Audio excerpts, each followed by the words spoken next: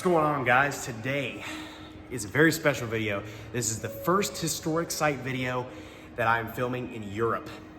I am here in Frankfurt, Germany at the Kaiser Falls Frankono-Furo, which is also known as the Frankfurt Carolingian Archaeological Garden in Frankfurt. Now this place houses the remains of Roman architecture and medieval architecture from Frankfurt. And for those of you guys that don't know, Frankfurt started out originally settled by the Romans in the 1st century. And then after the fall of Rome, a Germanic tribe called the Franks dominated the area. And eventually under Charlemagne, who was the first emperor of the Franks, he was crowned by Pope Leo III in 800 AD. During his expeditions, he crossed the Rhine River and claimed Frankfurt for his empire. It had previously been named that because of the Franks that had dominated there for hundreds of years before Charlemagne showed up. But Charlemagne had a new ambition for Frankfurt. He wanted Frankfurt to be the dominant power in the East in his empire. And it was through his son, Louis the Pious, who built the first palace here in the year 822, which is the remains still exist here today. And Louis the Pious's son, Louis the German, ruled here during the period of East Francia, which will later plant the seeds for what will later become Germany. First the Holy Roman Empire, and then Germany as we know it today. So without that, Germany wouldn't exist today. Without the Frankish Empire. So that's a very important thing to understand when you're understanding the history of Germany. And so this area is one of the oldest places you can go in Germany to display that. And that's why we're here today. And so we're going to check out some of the stuff here. So here we are, guys. Frankfurt, Germany. Archaeological Garden Museum.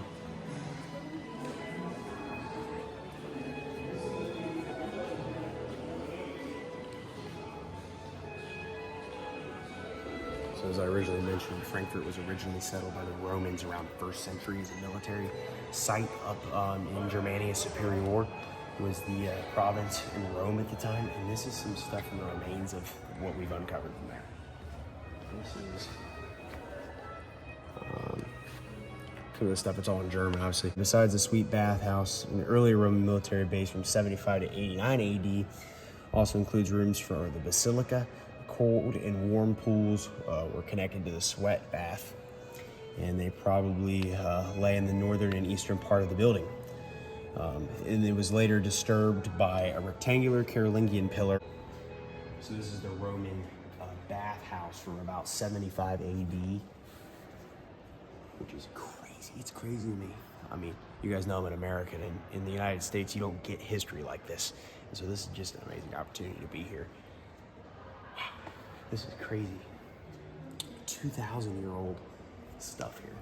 It's wild.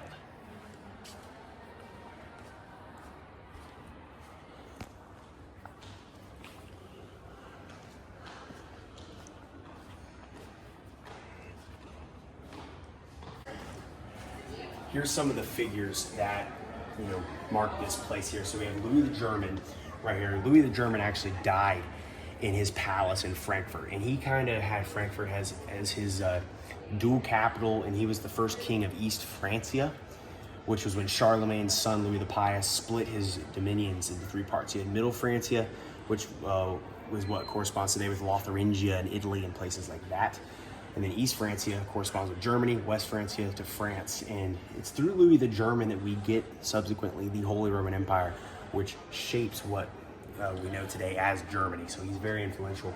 And he had a palace here, and he actually died there. He had Frankfurt as his capital originally, but he had kind of a dual capital going. He was either in Frankfurt or Regensburg for most of his reign.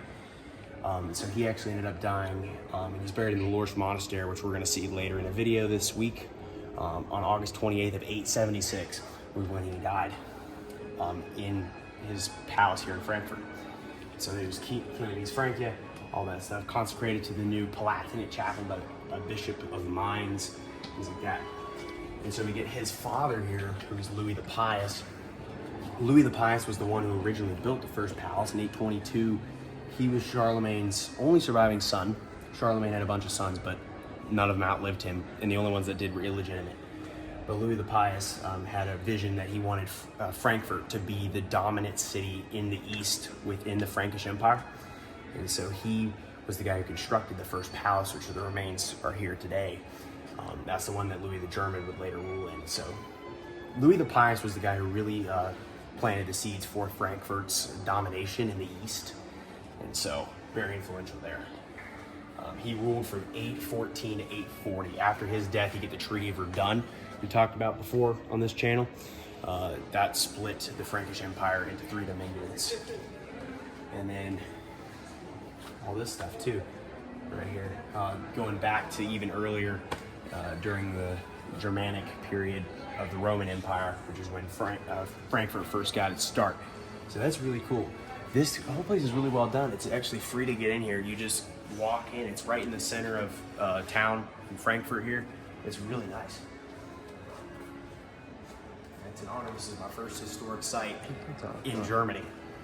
So besides just the old stuff in the Middle Ages, Frankfurt has played a huge part in shaping German culture. Today it's mostly known as a economic hub within the city, or within the country of Germany, and it's one of the most populated cities in the country, and has one of the lowest unemployment rates of any city in Europe, for that matter, which is pretty crazy.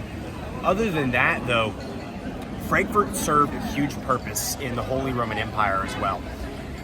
If you guys want to check out the video that I'll be posting shortly about the Frankfurt Cathedral, there is a Gothic-style cathedral built in the 1300s on the other side of this town square here in Frankfurt that served as the coronation place for 200 years for all of the Holy Roman Emperors.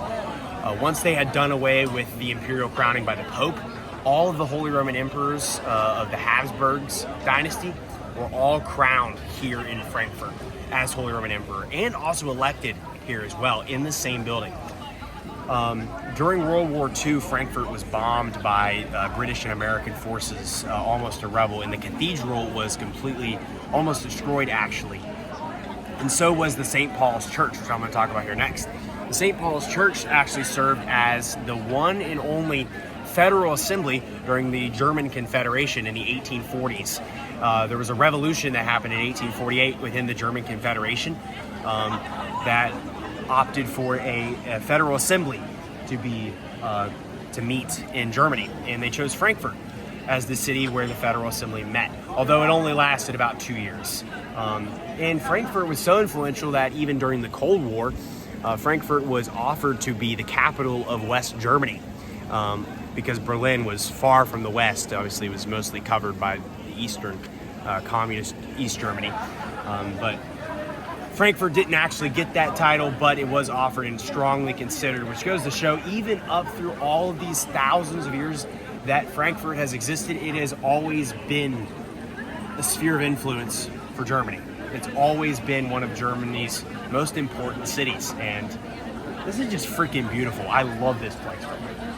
Look at this. You don't see this stuff. I don't see this stuff back home in America. I never see this stuff. This is so freaking cool. The history of it, and look, there's people everywhere. It's still alive to this day in 2025. People are still all over here. It's just amazing. It's just so alive here. I love it. All right, with that, I want to thank you guys for watching. Be sure to comment, like, subscribe. We'll see you guys for more German videos in the next coming weeks, and I'm super excited. So be sure to smash the like button, subscribe. I'll see you guys next time. Goodbye. Wah!